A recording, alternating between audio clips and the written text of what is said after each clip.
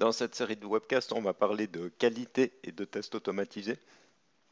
Et on va surtout parler de tests d'acceptance automatisés, qui sont des tests qu'on fait du point de vue des utilisateurs et qui sont donc d'autres tests par rapport à des tests unitaires que vous avez plus l'habitude d'utiliser.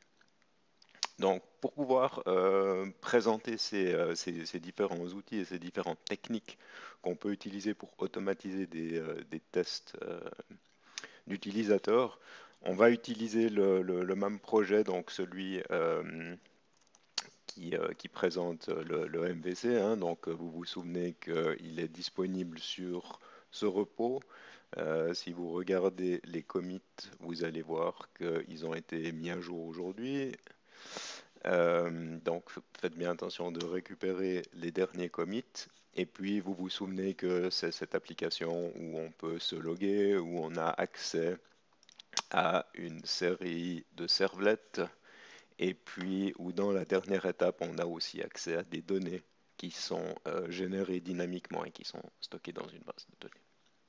Donc, l'objectif, c'est de tester cette application du point de vue de l'utilisateur. Donc, qu'est-ce qui se passe quand l'utilisateur ouvre le navigateur? Qu'est-ce qui se passe quand il clique sur les différents liens? Qu'est-ce qui se passe quand il remplit des formulaires?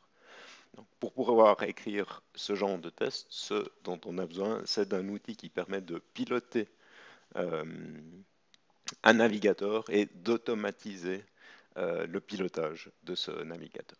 Donc, on va voir dans les différentes étapes qu'on utilise un outil qui s'appelle Selenium WebDriver, qui expose une API et qui permet de contrôler les différents navigateurs avec un système de drivers. Donc l'objectif, c'est de voir comment utiliser cet outil.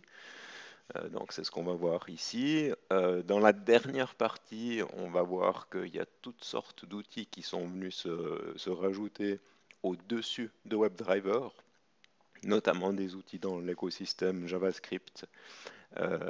Et ces outils sont intéressants parce qu'ils permettent de faire des tests de manière plus concise.